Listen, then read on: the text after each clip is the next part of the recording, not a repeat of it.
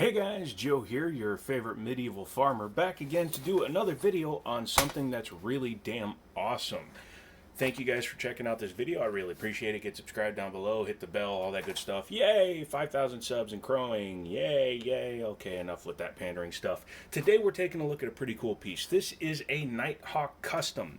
For those of you unfamiliar with the Nighthawk Custom brand, it is a handmade, hand-fitted, hand-assembled, one-man, one-piece company.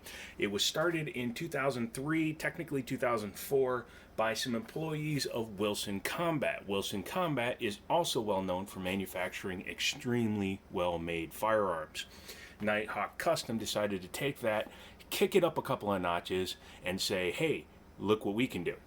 They manufacture a nice line of 1911s. They also manufacture a line of rifles and shotgun builds, accessories, parts, things of that nature, so they can pretty much take your Remington 870 and turn it into a super shotgun, or your rifle and upgrade it and make it a super sniper rifle. They actually,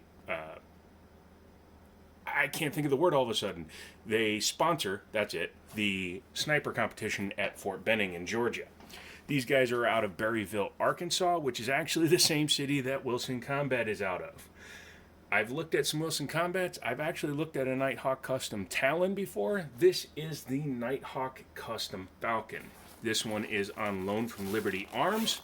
Unfortunately, this one is already spoken for, which kind of blew my mind when I heard about it because of the price tag. And we are not going to beat around the bush on this one because it actually has its original invoice.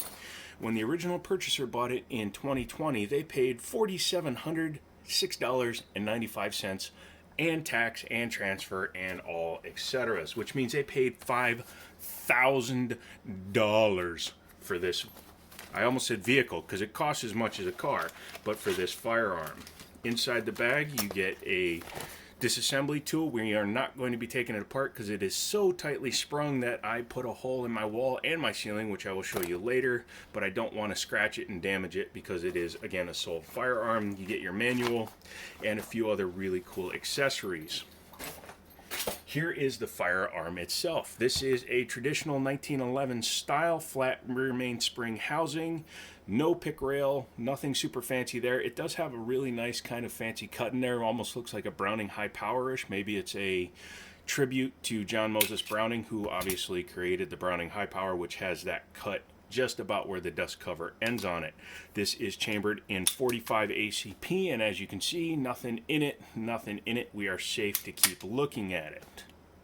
You will notice right away this one has a little extra feature on the end, which is a threaded barrel. That's right, this gun is set up to accept a suppressor. It is a standard by 28 twist, and it is a very nice protector that's on there, so you can run a suppressor of your choice.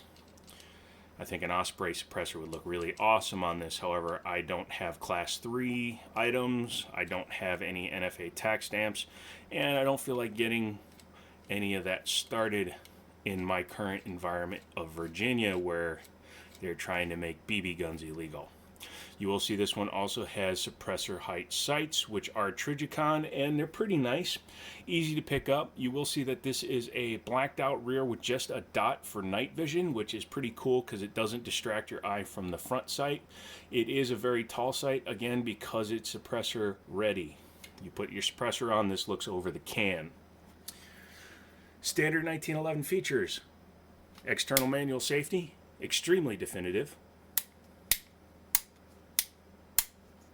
and single-sided. This gun is not ambidextrous in any way. Grip safety with an extended beaver tail, standard in the 1911 world now.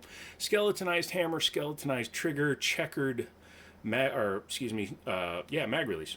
Duh. I'm so used to saying slide lock, slide release that I tried saying it there. Has a very nice magwell on it, which is very nicely finished. It is actually polished, or not polished, but ground to be rounded at the back. A lot of them are just sharp. That's a very nice feature and gives you a generous magwell for inserting the very nice mags. Probably Dan Wesson or Chip McCormick mags or some manufacturer like that. They are very nice all metal mags. They are seam welded in the back. I have seen on some 1911s where that can actually split. Let me know down in the comments if you've seen that. The Desert Eagle Magnum Research 1911 G had seam welded mags at first and they were splitting. That's manufacturing defects though. Has a very nice set of G10 grips on it. Super grippy. You can see how deep the texturing is on these grips. Just 2 screws, so you can obviously change those out if you'd prefer something softer. I like how grippy they are, and since it's not an overly thick grip, you don't have to worry about missing your mag release at all, which is very grippy and clicky too. Very definitive pistol. Again, all hand fit and assembled, which is why it was so difficult to take apart. And again, I don't want to scratch this gun. It's not my gun, so we are going to be very careful with it. Very generous and nice front strap checkering to match the rear strap checkering, and they checkered the underside of the trigger guard because some people like to put their support finger up under there, and this will help make sure that it stays there when you're shooting. Speaking of shooting, this is a single action only pistol. Has just one action of the trigger when you have the grip safety depressed, and that's it. Super, super light trigger. 3 pounds, if that much. Just a hair's breadth and it goes. And this has an adjustable trigger. The trigger screw is all the way back, which is limiting the travel. Go ahead and do this so I can show you the reset. Just this is a better trigger than the Magnum Research, and I thought the Magnum Research had one of the best triggers I've ever felt. So yes, very, very, very nice. No undercut, which I'm actually surprised about. I thought they might have put one underneath here, but they went with a very traditional government style body on this gun. Other than this cut here, it's not overly ornate in any way. Obviously, you have the suppressor. This has a half-length guide rail, as you can see, which some argue is better for functionality. Some people think that a full-length guide rail can cause binding of the spring. I've never had that happen to me personally, but it is a potential thing to have happen. One thing you'll notice if you look super close is the back of the slide is actually cut for an optic. Included in this particular firearms build, which attests to its $5,000 price tag, is an RMR cutout plate, or a red dot plate. I always say RMR, but it's an optics ready plate, so I'm not going to say RMR and be wrong. But as you can see, you would take this plate off. I believe you knock out that roll pin to do it, and then you would screw down this plate, and then you can mount whatever optic you want. It does have a rear sight. However, I don't believe that would work with the front sight just because of how low it is. It's not going to co-witness. Obviously, the red dot should. But that's pretty impressive. You don't see that very often on a 1911 at all. Usually they have some kind of weird slide or frame mounted over barrel mounting system for a red dot. The top of the slide is a round top, which is nice. I don't really prefer either way. I've had flat top, I've had round top. I do like when they put these striations in them. Number one, it does take a little bit of weight off, but it also creates an anti-glare surface, which is a little bit easier for picking up the sights quickly.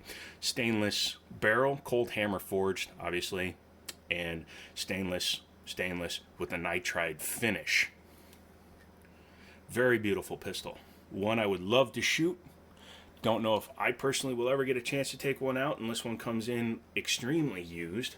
But this one was purchased in 2020 based on the condition of all the parts that I can visually see. This gun was never fired. This was bought by a collector, put into a collection, and then never used. If you actually go and look at the Falcon video, you'll see that one was chambered in 9mm. This one being 45 is a bigger bad boy. But they were actually both purchased by the same person from Liberty Arms. So if you are looking for a firearm, do me a big favor, Google them. They're down in Harrisonburg, Virginia. And say, hey, I saw your videos. Joe was pretty informative. He's a good guy. He's, very easy to talk to, and he's, one of my favorite people ever on the internet. And he mentioned you guys, and I wanted to see if you guys had anything like this in stock. You saw the Sig Sauer P220 Elite. I've shown Desert Eagles. I've shown all kinds of expensive firearms on this channel. So they do get them. Just give them a call. Say, hey, this is what I'm looking for. Can you get something like this?